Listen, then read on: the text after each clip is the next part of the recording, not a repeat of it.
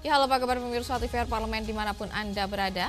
Dan berjumpa kembali dalam program TVR 17 bersama saya, Anggun Oktar. Ini tepat pukul 17 waktu Indonesia Barat. Kami hadirkan kepada Anda sejumlah informasi paling baru dan juga menarik seputar kinerja dan kegiatan DPR RI yang telah disajikan oleh redaksi TVR Parlemen. Dan pemirsa TVR Parlemen, inilah TVR 17 selengkapnya.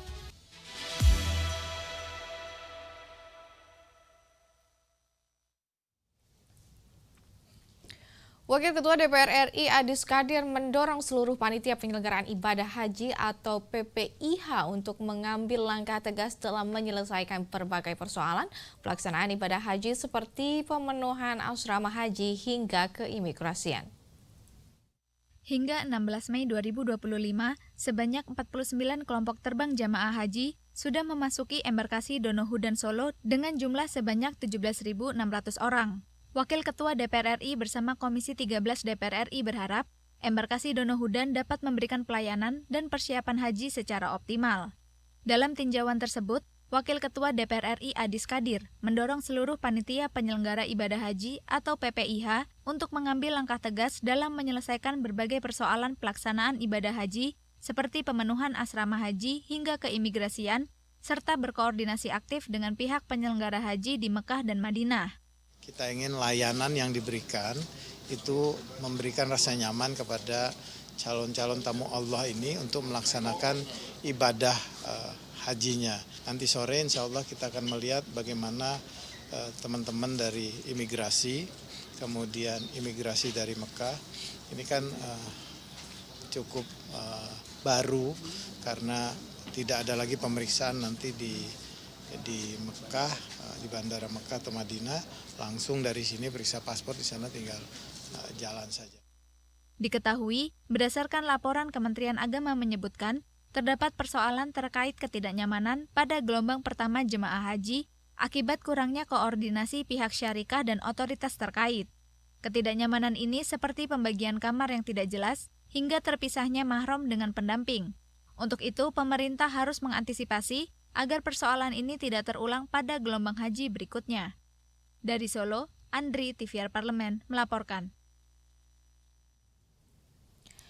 Anggota Komisi 11 DPR RI Didik Haryadi meminta pemerintah untuk mensosialisasikan fasilitas pusat logistik berikat secara masif dan juga ini agar keberadaan dapat dimanfaatkan secara optimal oleh seluruh pelaku industri.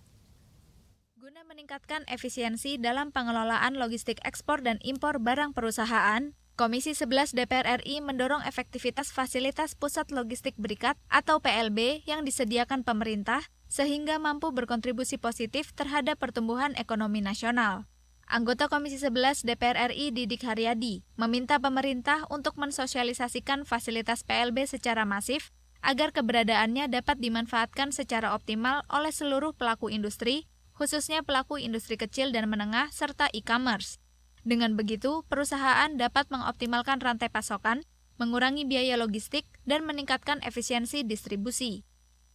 Apakah betul-betul skema ini dipahami oleh teman-teman pelaku usaha dan pelaku bisnis yang sifatnya general, Pak? Saya takutnya di dalam skema ini hanya diketahui oleh pihak-pihak tertentu atau eksklusivitas perusahaan-perusahaan tertentu. Karena kurang literasi dan pengetahuan terhadap fasilitas PLB ini sehingga mereka kurang paham. Nah, untuk itu perlu dilakukan lebih jauh. Bagaimana memberikan sosialisasi, apakah itu entah lewat iklan ataukah lewat media sosial sehingga bisa lebih menyasar kepada teman-teman pelaku usaha yang lebih luas lagi.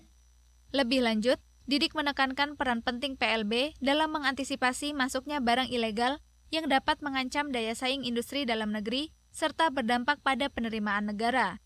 Untuk itu, ia mendorong implementasi PLB dapat didukung dengan penegakan hukum yang ketat.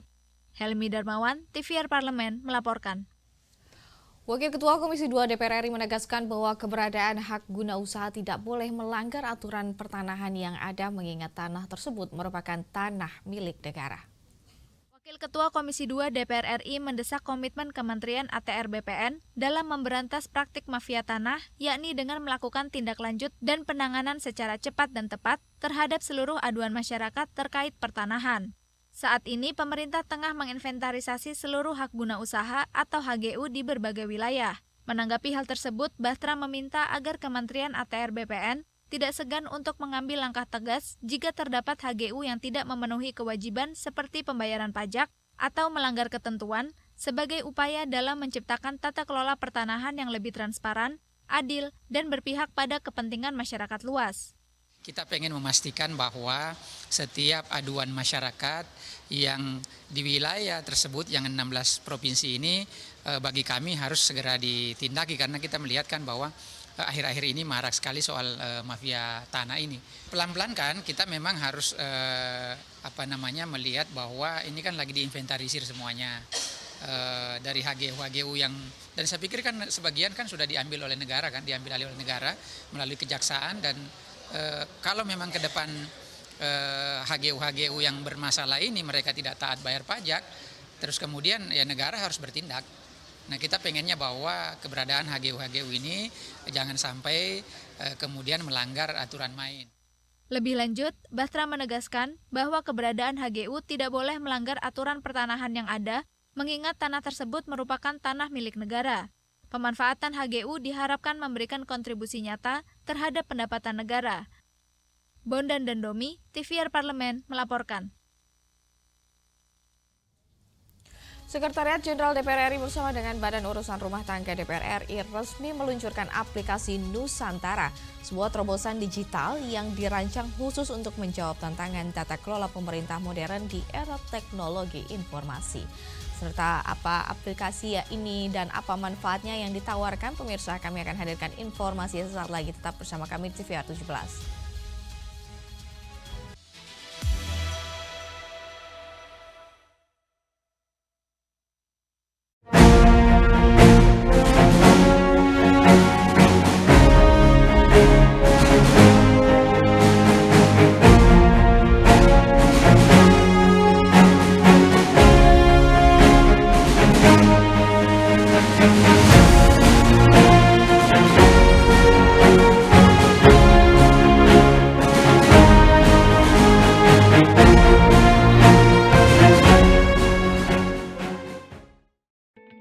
Selamat datang di Biro Pemberitaan Parlemen.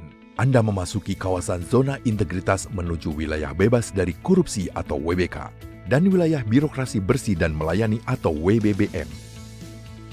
Biro Pemberitaan Parlemen berkomitmen penuh untuk mewujudkan wilayah bebas korupsi dan wilayah birokrasi bersih dan melayani. Komitmen kami, pejabat dan jajaran memiliki komitmen tinggi untuk mewujudkan WBK dan WBBM melalui reformasi birokrasi, khususnya dalam hal pencegahan korupsi dan peningkatan kualitas pelayanan publik. Kedua, bebas dari korupsi dengan terwujudnya wilayah bebas korupsi atau WBK, yang artinya bebas dari KKN, gratifikasi dan dari segala bentuk pungutan liar atau pungli. Terakhir, pelayanan prima dengan terwujudnya wilayah birokrasi bersih melayani, yaitu dengan meningkatnya kualitas pelayanan publik dan tercapainya kepuasan masyarakat terhadap pelayanan.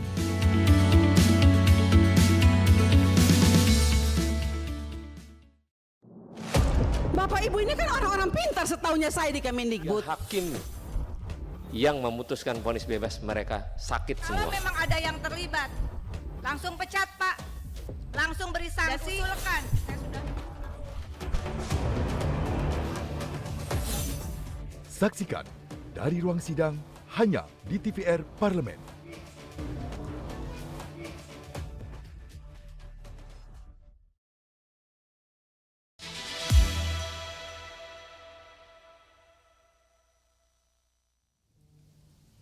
Pemirsa, kembali di TVR 17, dan aplikasi Nusantara tidak hanya sekedar wadah administratif dan juga modernisasi birokrasi, melainkan super aplikasi yang mengintegrasi beragam layanan digital yang sebelumnya terpisah. Semua layanan yang terintegrasi ini diyakini akan semakin mendekatkan anggota DPR dengan rakyat di daerah pemilihan mereka, serta memperkuat koordinasi lintas fraksi. Dan pemirsa, mari kita simak informasi selengkapnya yang telah dikemas oleh tim redaksi TVR Parlemen dalam segmen Lensa Parlemen berikut ini.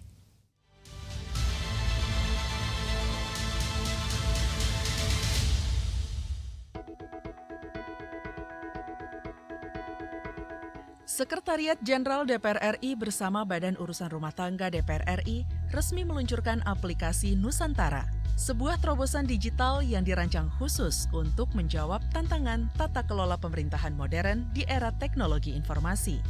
Aplikasi Nusantara tidak hanya sekedar wadah administratif dan modernisasi birokrasi, melainkan super app yang mengintegrasikan beragam layanan digital yang sebelumnya terpisah, mulai dari sistem profil anggota, pengelolaan rapat, hingga produk legislasi dan pengaduan masyarakat yang semuanya kini dapat diakses dalam satu platform terpadu. Semua layanan yang terintegrasi ini diyakini akan semakin mendekatkan anggota DPR dengan rakyat di daerah pemilihan mereka, serta memperkuat koordinasi lintas fraksi. Parlemen ke depan harus menjadi parlemen yang modern.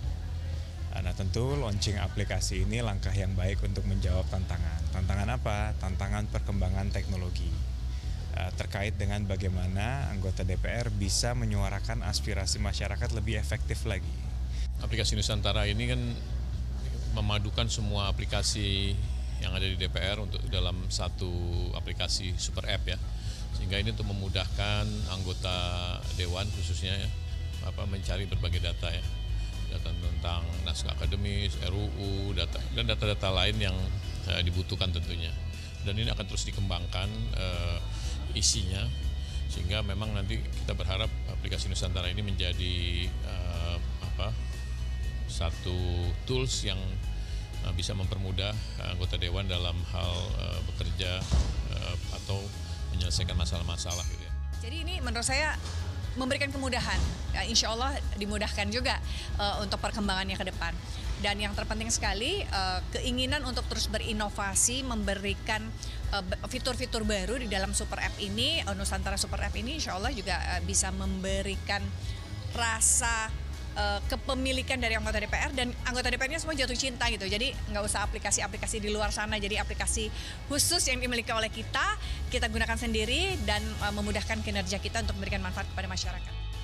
Kedepan, aplikasi Nusantara akan berpotensi dilengkapi oleh layanan revolusioner seperti kecerdasan buatan untuk merangkum rancangan undang-undang dan menganalisis aspirasi, notifikasi legislatif berbasis isu terkini, dashboard kinerja anggota, pelaporan kunjungan dapil secara real-time, serta integrasi video conference internal.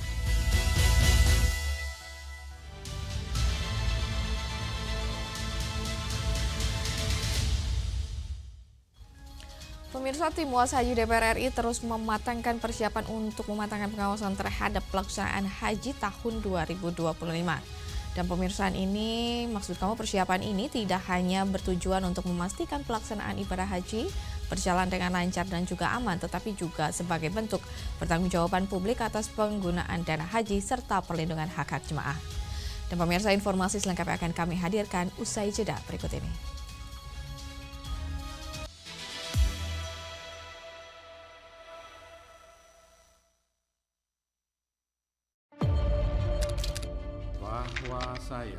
Bahwa saya demi Allah saya bersumpah dan seadil-adilnya periode keanggotaan DPR RI hingga saat ini, yaitu terdapat 126 undang-undang yang telah selesai dibahas DPR RI. Terima kasih rekan Elisa dan juga Danida. Pemirsa,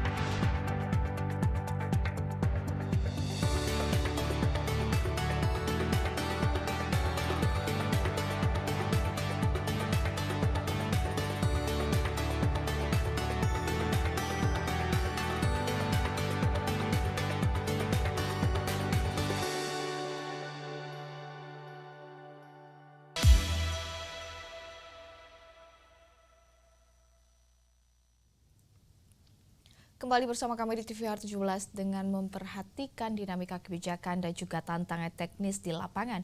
Tim Humas Haji DPR RI bertekad untuk melaksanakan tugasnya secara objektif, profesional dan juga berpihak pada kepentingan jemaah. Apa saja poin sorotan dalam pengawasan haji tahun ini? Untuk selengkapnya berikut laporan rekan kami Elisa Purba dari Gedung DPR RI Senayan, Jakarta. Baik pemirsa, saat ini saya melaporkan langsung untuk Anda dan DPR RI melalui tim WAS atau tim pengawas haji saat ini sedang melakukan persiapan untuk penyelenggaraan ibadah haji di tahun 2025 ini dengan fokus kepada evaluasi secara menyeluruh dan juga persiapan agar semuanya bisa berjalan dengan lancar dan maksimal, terutama terkait dengan peningkatan pelayanan kepada seluruh jamaah haji khususnya yang dari Indonesia. Dan tentu dari rapat koordinasi yang dilakukan oleh tim pengawas haji ada beberapa catatan dan juga evaluasi terutama perbaikan daripada pelaksanaan ibadah haji dari tahun-tahun sebelumnya. Dan saat ini akan saya wawancarai langsung Bapak Marwanda Sopang selaku tim pengawas haji dan juga Ketua Komisi 8 DPR RI. Bapak, terima kasih atas waktunya. Assalamualaikum warahmatullahi wabarakatuh. Dan Pak, dari kita melihat berbagai persiapan, sudah bagaimana persiapan tim WAS haji tahun ini dan apa catatan yang ditekankan untuk pelaksanaan ibadah haji di tahun ini, Pak? Ya, rapat hari ini yang dipimpin oleh pimpinan DPR, Wakil Ketua Bidang Korkesra, Pak Haji Cucun Samsul Rijal, yang memimpin kita untuk melakukan pengawasan haji di tahun ini. Dalam hal persiapan, kita sudah mengawal sejak awal keputusan panja, kesepakatan yang telah diputuskan, yang menjadi layanan pemerintah terhadap jamaah haji Indonesia. Hari ini kita melakukan langkah koordinasi dengan seluruh para anggota tim WAS, aspek-aspek apa saja yang menjadi objek pengawasan kita. Tentunya semua itu adalah layanan terbaik bagi jamaah Indonesia, kepastian sebagaimana keputusan di dalam panja. Karena itu kita sudah mencoba melihat langkah-langkah yang telah dilakukan pemerintah. Sampai hari ini kita melihat sudah berada dalam posisi dan di jalan yang memenuhi kriteria dan keputusan kita di dalam panja. Namun demikian nanti di dalam pelaksanaan persiapan keberangkatan ini kita menekankan kepada teman-teman anggota tim WAS benar-benar melakukan tugas dengan baik dalam kaitan terwujudnya layanan terbaik bagi jamaah. Apakah itu di pemondokan, catering, kemudian armada, dan khususnya di Armusna. Oke, dari evaluasi tahun lalu Pak, apa yang menjadi catatan penting dari tim WAS tahun ini Pak? Hari ini ada perkembangan karena di Saudi itu sudah membuka lebar bahwa yang melayani jamaah haji itu dilakukan oleh syarikat. Perusahaan dan PT, dan hari ini PT-nya tidak satu sampai angka 7-8 syarikah yang melayani jamaah haji Indonesia khususnya di Armusna. Dengan 8 perusahaan ini tentu akan ada kompetisi yang baik untuk memberikan layanan yang terbaik. Pada saat kita pengawasan beberapa minggu lalu ada semacam statement dari setiap syarikah ini, kami akan memberikan kejutan layanan terhadap jamaah haji Indonesia. Ini pertanda bahwa kita sudah mulai mendukung langkah-langkah pemerintah untuk melayani itu tidak memadai dan tidak cukup hanya dilayani oleh satu syarikat. Ada 221.000 jamaah haji tahun ini dari Indonesia. Bagaimana tim WAS Haji DPR RI bisa memastikan bahwa pelayanannya bisa optimal untuk seluruh jamaah tahun ini, terutama untuk yang lansia, Pak? Ada yang paling kredit prosesi haji itu yaitu pelaksanaan di Armusna, Arafah, Musdalifah, dan Mina. Kredit itu terjadi di seputaran pergeseran dari Arafah menuju Musdalifah. Di Musdalifah dan menuju ke Mina.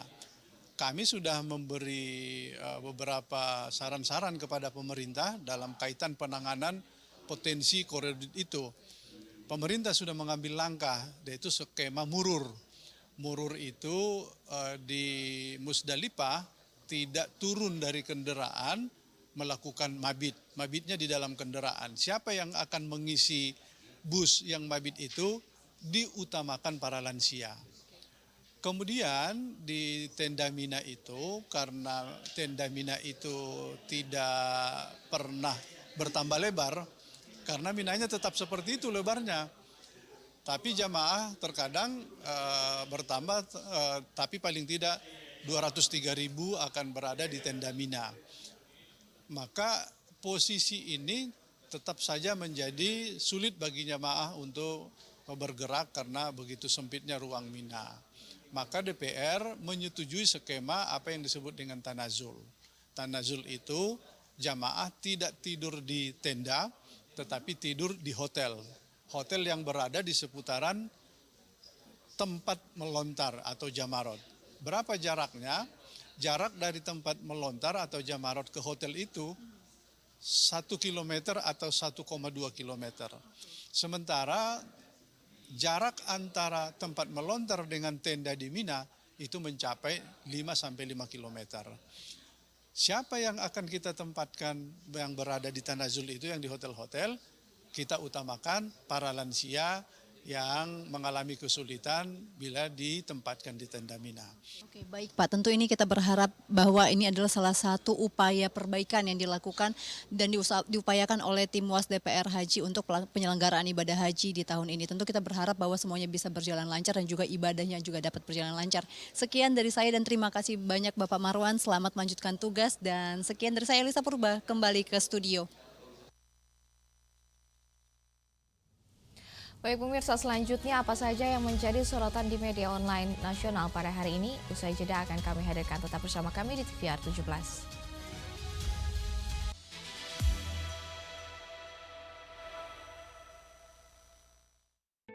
Selamat datang di Biro Pemberitaan Parlemen. Anda memasuki kawasan zona integritas menuju wilayah bebas dari korupsi atau WBK dan wilayah birokrasi bersih dan melayani atau WBBM.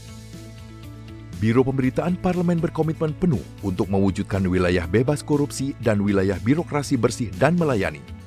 Komitmen kami, pejabat dan jajaran memiliki komitmen tinggi untuk mewujudkan WBK dan WBBM melalui reformasi birokrasi, khususnya dalam hal pencegahan korupsi dan peningkatan kualitas pelayanan publik. Kedua, bebas dari korupsi dengan terwujudnya wilayah bebas korupsi atau WBK, yang artinya bebas dari KKN, gratifikasi dan dari segala bentuk pungutan liar atau pungli. Terakhir, pelayanan prima dengan terwujudnya wilayah birokrasi bersih melayani, yaitu dengan meningkatnya kualitas pelayanan publik dan tercapainya kepuasan masyarakat terhadap pelayanan.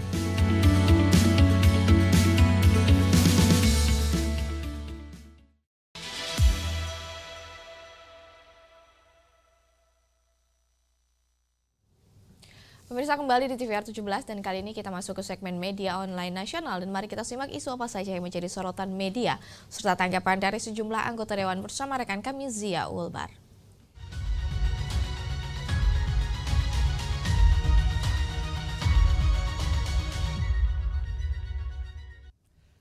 Terima kasih Anggun dan pemirsa, mari kita simak berita apa saja yang menjadi headline di media online pada hari ini. Di berita pertama yang menjadi headline di media online yaitu keketuaan DPR di Forum Parlemen OKI perkuat posisi strategis Republik Indonesia di dunia Islam. Dapat Anda saksikan di layar Anda saat ini pemirsa. Ya, meskipun konferensi ke-19 Persatuan Parlemen Negara Organisasi Kerjasama Islam atau Parliamentary Union of the OIC Member States telah berakhir, namun DPR RI masih memegang keketuaan di Forum Uni Parlemen Negara Organisasi Kerjasama Islam itu hingga setahun ke depan. Keketuaan DPR di PUIC ini memperkuat posisi Indonesia di dunia Islam termasuk pada isu Palestina. Keketuaan DPR di Forum Parlemen OKI membuka ruang besar bagi Indonesia untuk memainkan peran lebih aktif dalam merespon isu-isu penting umat Islam termasuk konflik berkepanjangan di Palestina. Posisi keketuaan DPR di PUIC ini memungkinkan Indonesia mendorong penyelesaian konflik secara lebih terarah, termasuk mendorong negara yang tergabung di OKI untuk bersatu dalam memperjuangkan kemerdekaan Palestina. Dan pemirsa, berita selanjutnya yang menjadi headline di media online yaitu Komisi 11 DPR RI dorong kebangkitan industri tekstil nasional. Dapat kembali Anda saksikan di layar Anda saat ini pemirsa. Ya, di sini Wakil Ketua Komisi 11 DPR RI Muhammad Hekal menilai bahwa industri tekstil masih memiliki peluang besar untuk bangkit meski kerap disebut sebagai industri yang tengah meredup. Sebagaimana diketahui, meskipun beberapa perusahaan besar seperti Street Tex dan Dunia Tex telah mengalami kebangkrutan, Di samping kebangkrutan beberapa perusahaan besar, masih ada perusahaan yang menunjukkan perkembangan positif dan berkontribusi terhadap penerimaan negara. Terkait hal ini, DPR siap mendukung kebijakan pemerintah untuk mendorong kebangkitan industri tekstil demi terciptanya lapangan kerja dan peningkatan daya saing nasional. Dan pemirsa, itu tadi headline di media online pada hari ini, yaitu terkait keketuaan DPR di Forum Parlemen OKI perkuat posisi strategis Republik Indonesia di dunia Islam. Serta Komisi 11 DPR RI dorong kebangkitan industri tekstil nasional. Sekian dari saya, Zia Ulbar, kembali ke rekan Anggun.